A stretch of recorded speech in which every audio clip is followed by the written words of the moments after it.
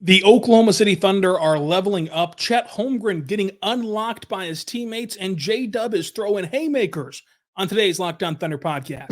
You are Locked On Thunder, your daily Oklahoma City Thunder podcast. Part of the Locked On Podcast Network, your team every day.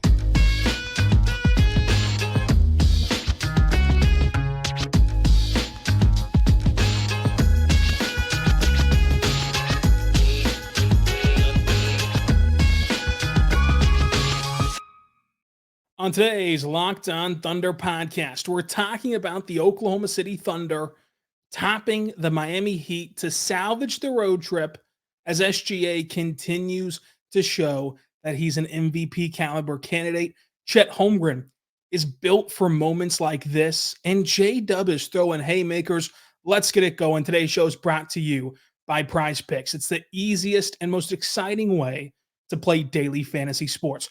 Go to prizepicks.com right now /lockedon. Use the code LOCKEDONNBA, all lowercase, LOCKEDONNBA for your first deposit match up to $100. And of course, you can follow me on Twitter at Rylan_Styles. Follow the show on Twitter at LOThunderPod. And thank you so much for making us your first listen every single morning, every single day. We're here for you talking Thunder basketball. Subscribe for free across all podcasting platforms so you never miss an episode. The Thunder come in, last game of a 4-game road trip, rotational health for OKC, missing some pieces here and there. Miami, without Jimmy Butler, without Kyle Lowry, without Caleb Martin, and the Thunder find themselves riding the ship in the middle of this game. The game started out sloppy. They were once again sluggish defensively and a step slow in their rotations. And so when you couple that with Miami hitting tough shots, because, you know, in the seldom occurrence where the Thunder played good defense in the first half, you know, Miami was able to shoot over the top of that defense and knock it down. They also got a lot of gimmies where they were just wide open, and NBA players are going to hit that more often than not. And so you have to head into this game, and the Thunder have done a better job of this, you know, this whole season than they have this week. But you can only control the effort you give defensively. And this entire road trip, for the most part, that effort has not been there. You saw the dud in Atlanta, explainable by travel. The Brooklyn game, it was just a random occurrence. And then Washington was masked by how bad they were. The Wizards were, the lack of defensive effort. You just were able to handle it because they're Washington. You can outscore them. But that sluggish bad defense resulted in 69 first half points, with Miami shooting around 60% from the floor. But the Thunder did show really good maturity in this game, and it shows how they're leveling up as a team. And it's twofold in this game. Because this is clearly not what this Thunder team is about. This is clearly not who this Thunder team is. This poor defense, poor effort, poor energy. Because I know that it feels like such a massive stretch because it's back-to-back-to-back games. But when you take a step back, we have a much larger sample size. Someone asked me today, when do you start to get concerned about the defense? The concerning defensive stretch has been like 3 games. There's 30 more games where they were playing really high-level defense. And so I think that that's always important to keep in context of it. So it's obvious that like the first half of this Miami game was not what this Thunder team is not what they're about. It's not what they hang their hat on. And that is building on 3 straight games of that, which has to be frustrating. And sometimes you see teams point fingers, you see teams pack it in and just kind of give up in these scenarios. But the Thunder instead get right back to business and buckle down in the second half. You saw a second half lineup change. Third quarter starts with Cason Wallace instead of Lou Dort. The Thunder go on an 11-0 run in the third quarter. They eventually go on a 20-2 run for Oklahoma City. Remember, they give up 69 first half points. In the second half, they give up 27 total points in the third and only 24 points in the fourth quarter. So that adjustment right there, that sign of maturity to be able to flip the switch and turn a game around on the road. It is getaway day. It's the first night of a back-to-back. So we talk about excuses. We talk about schedule losses. That also should be talked about whenever teams overcome that, right? Because if they were to have shown that poor effort, the built-in excuses would have been there. Oh, they're looking ahead to the next game. They're looking at the travel. They wanted to get back home. They've been on the road for a long time, or on the road for a week. That would have all been there. But instead, they played their best basketball in the second half, and they were able to turn this game into 180 on defense. The second aspect of which they showed great maturity for the Thunder is that they come out in the second half, go on that 11-0 run, go on that 20-2 run, and boom, Miami hits them back with a counterpunch. And Miami cuts this lead down to 7 or so, and the Thunder were still able to close out the game.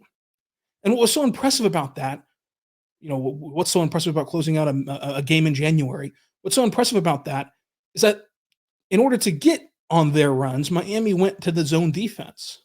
And you saw last year in South Beach, that zone defense gave Oklahoma City fits on national television. On top of the 40 free throws Miami shot, the zone defense was the second most criticized part of that game for Oklahoma City. It's given the Thunder fits this year.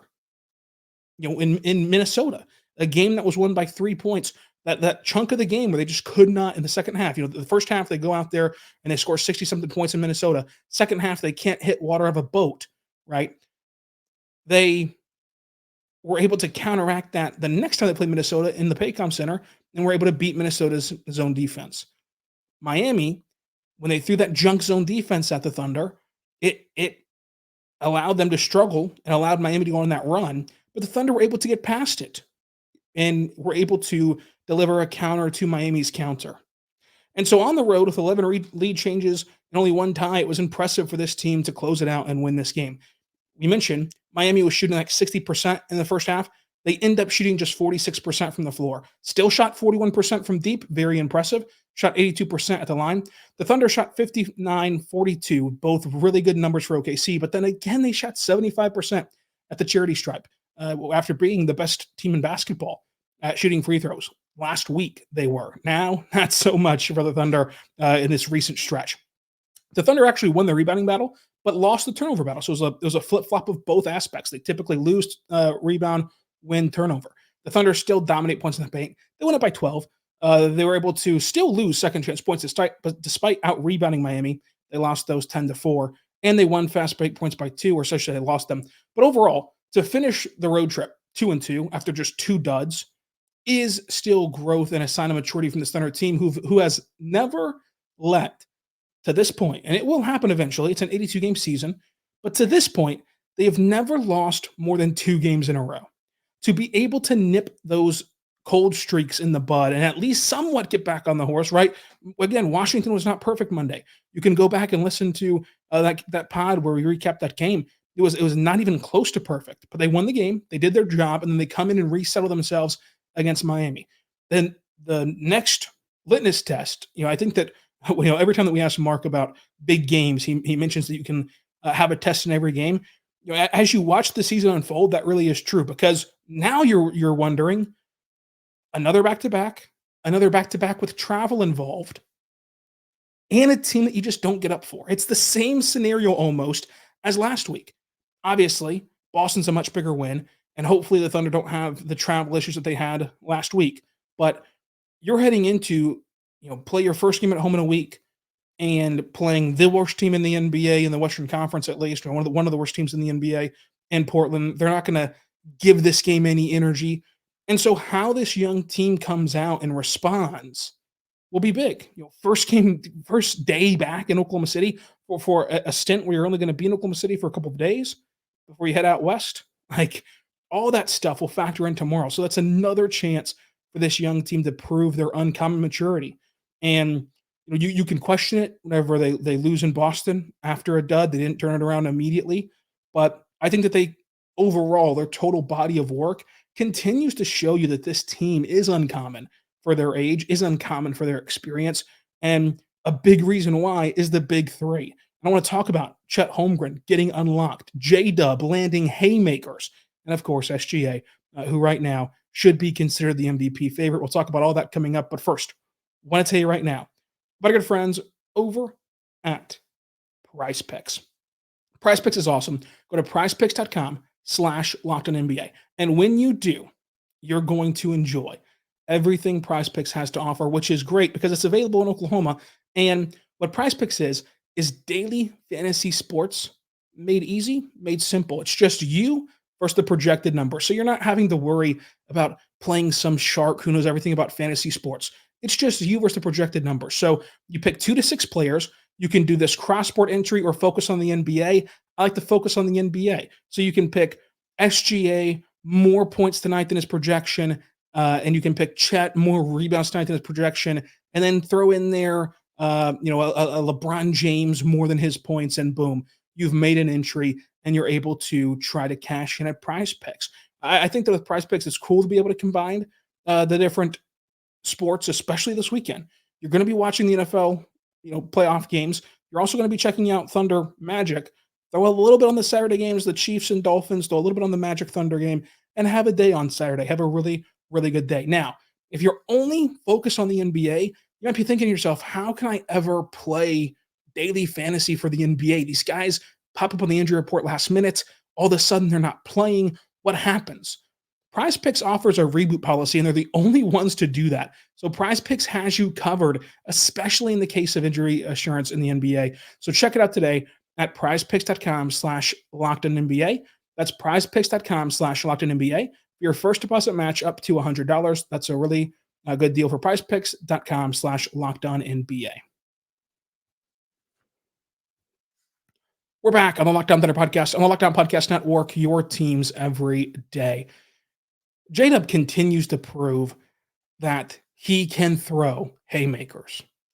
And so when you watch Jalen Williams, who's improved in every category from his rookie year to his sophomore year, he's even improved the category that no one thought he could, and that's his efficiency.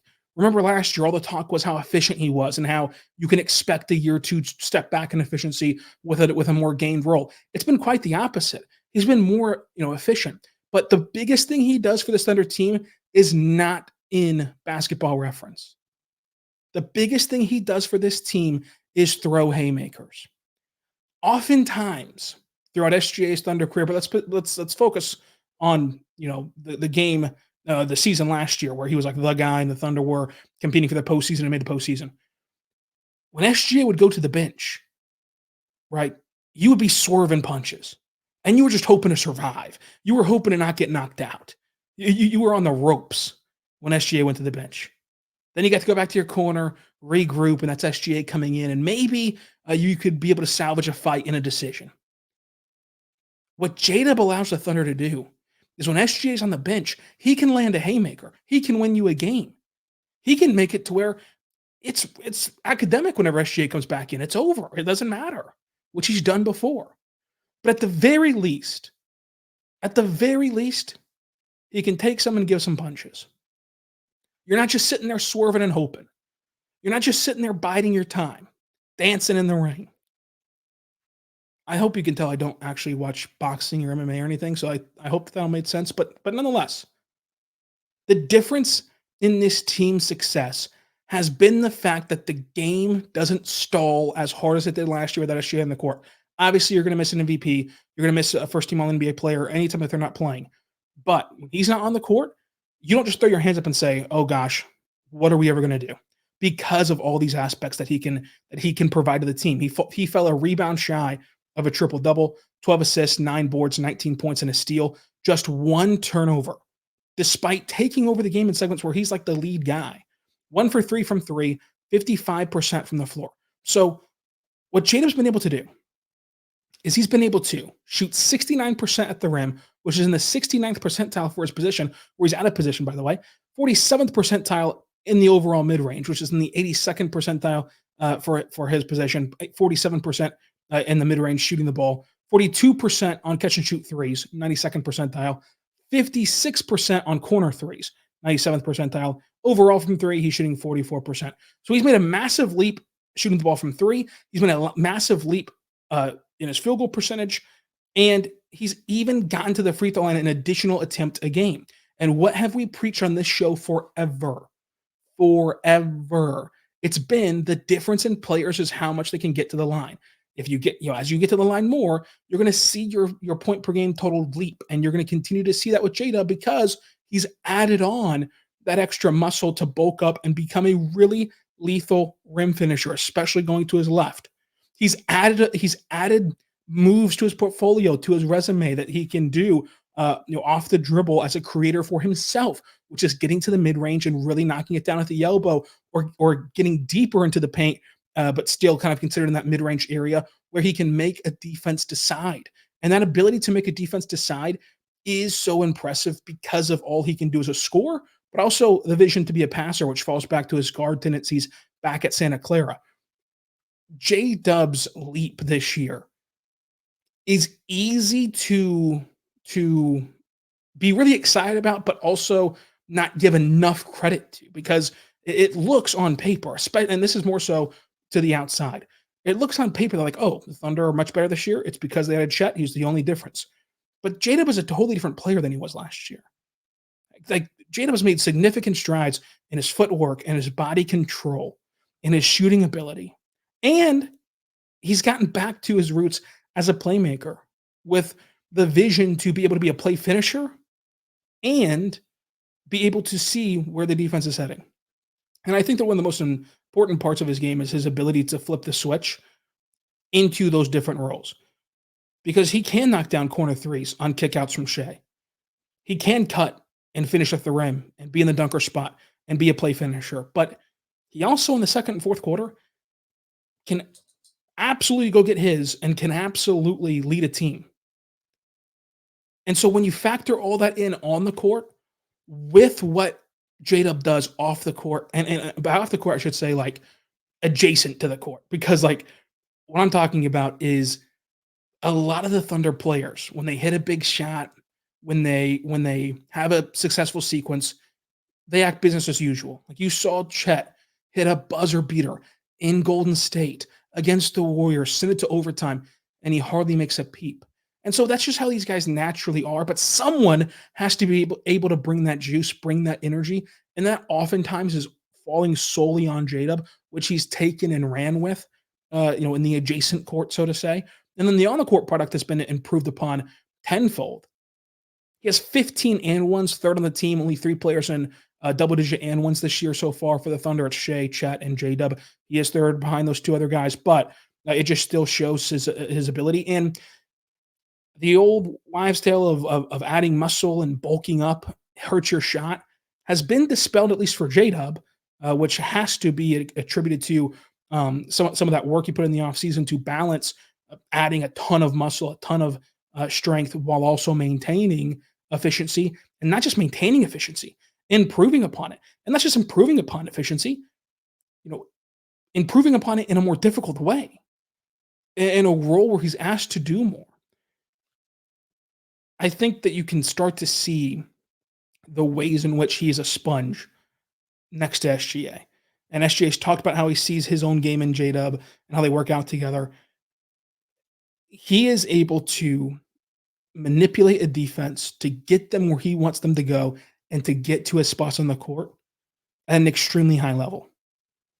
And I think that with J-Dub, you're seeing the makings of a perennial all-star. Now it's going to be tough, because we've mentioned this before on this show in the offseason of, like, rarely where you see 3 all-stars on the same team, and Shai's always going to take a spot, and then you have the Chet and J-Dub stuff. But he is fantastic. He is fantastic. And then you saw SGA just take care of business. At this point, it is a dare to the league to try to stop him, because it's impossible to. And we can talk about the 28 points and the 8 assists and the 2 rebounds, to steal, the block, 2 for 5 from 3, 64% from the line, from the floor. But what you have in Oklahoma City is you somehow have another indescribable player, a player in which you get to a certain point and there's just nothing more you can say. It's been said. There's nothing more you can compliment. There's no dressing up your analysis of SGA. He is just one of the best players in the world. He's one of the best players this season, and I think he should be the MVP leader in the clubhouse. To go on this run of having all these guys playing in Oklahoma City who reach this level is historic and should be appreciated. Like, the fact that you look at him and you're so repetitive game to game of what the synopsis is.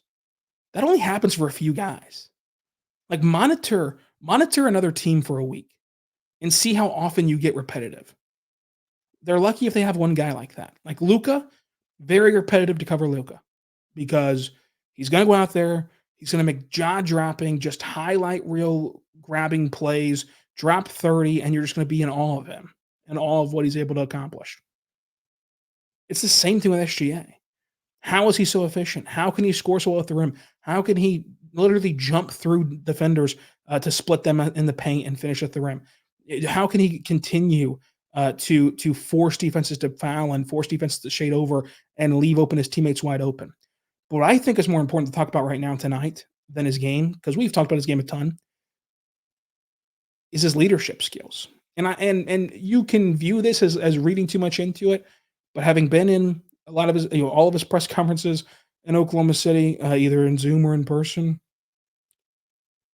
when you're looking at SGA and he's doing stuff like this, where after the press conference, he's walking off talking about see you in the finals, when during the press conferences, he's preaching and harping on the fact that he wants to win. He's here to win. He's done a lot of losing. He wants to win now. Again, this could be reading too much into it, but it felt like the first half of this game and this road trip, sort of a wake-up call of getting back down to business, getting back down to wanting to win and wanting to get to that point. And obviously, they want to win every single night that the ball's tipped in the air, and they wanted to win it in Brooklyn. They wanted to win in Atlanta, but it just the vibe feels different a little bit from SGA as a leader. Now, I think that Chet Holmgren has shown that he is built for big moments. I'll tell you what I mean coming up next, but first, I want to tell you right now, my good friends over at Jace Medical. So at Jace Medical, they have the ability to help you out and ensure that you have these 5 different antibiotics to treat a long list of bacterial illnesses and anything that you may be dealing with. And they can make sure that you have it on hand. That way you feel protected and you feel like you have what you need in case of an emergency, bad weather coming in with wintry weather. Maybe you can't get out of the house and drive. You have what you need on hand in case anything happens. Visit jasemedical.com to complete your physician encounter. It'll be reviewed at a board-certified physician, and your medications will be dispensed by a licensed pharmacist at at a fraction of the cost, I should say. It will be very important to be prepared for you. If you want to feel that way, go to jasemedical.com and use code LOCKEDON for $20 off your first order or your order. Go there right now to check them out at Jace Medical, and you can get the Jace case, which has a pack of these antibiotics that can really help you out with a long list of situations and being at your disposal for you. When you go there right now to jasemedical.com, using the offer code LOCKEDON for $20 off of your order at Jace Medical. With them, they can help you out with the bacterial issues such as UTIs or respiratory infections or skin infections, among other things that can really just happen to all of us in the midst of life. So check it out today at Jace Medical. Use code LOCKEDON for $20 off at jasemedical.com.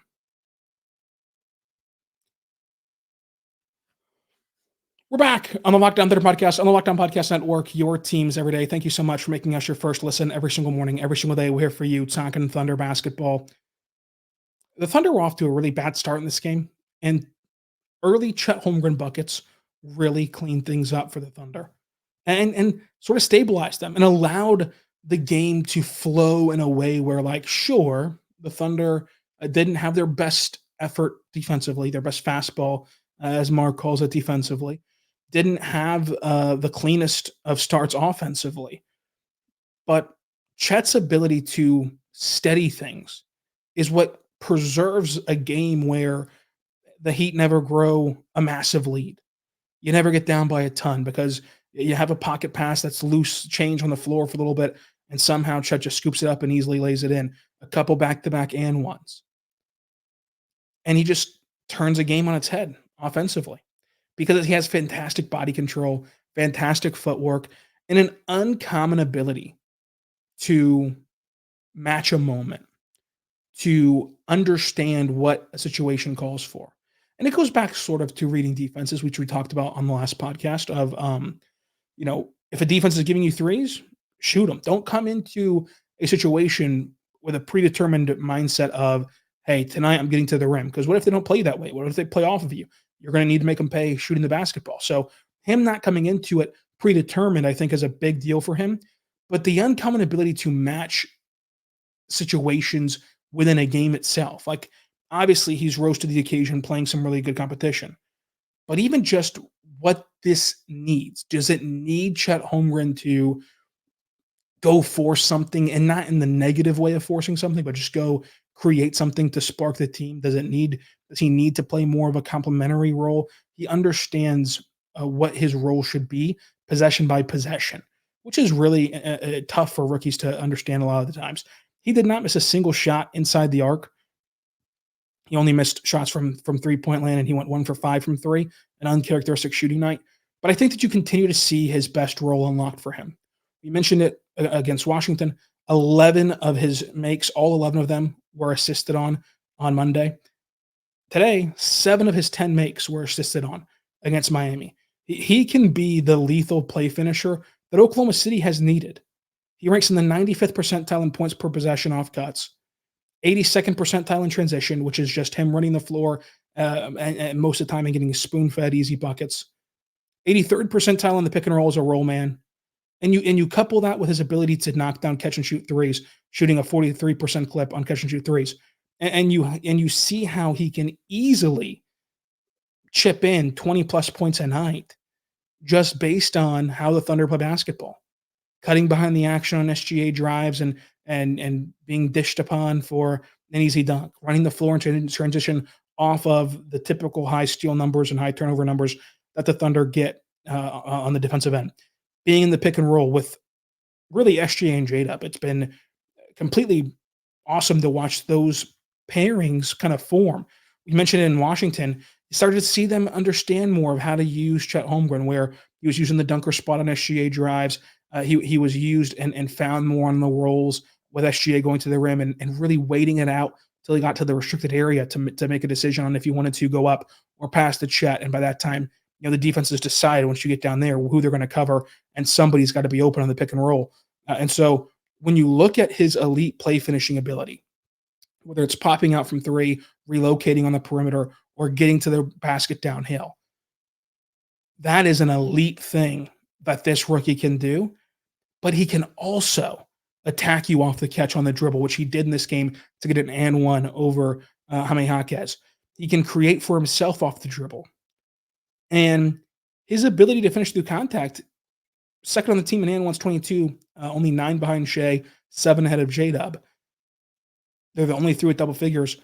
He just shows off that creativeness at the rim.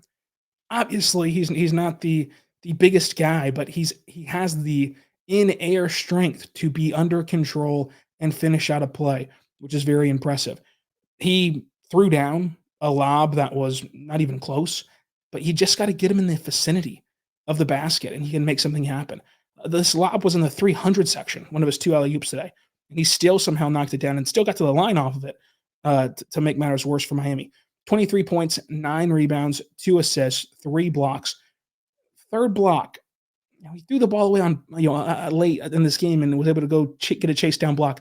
Was that turnover on purpose? Some are wondering if that turnover was on purpose to go get a block for Chet Holmgren, but he did finish with 3 because of it. So here's the question. Would you trade a turnover for a block? I think that you would when you're near the top of the list for blocks if you're Chet Holmgren. But, obviously that's very silly, but still what isn't silly is Chet Holmgren having a fantastic game.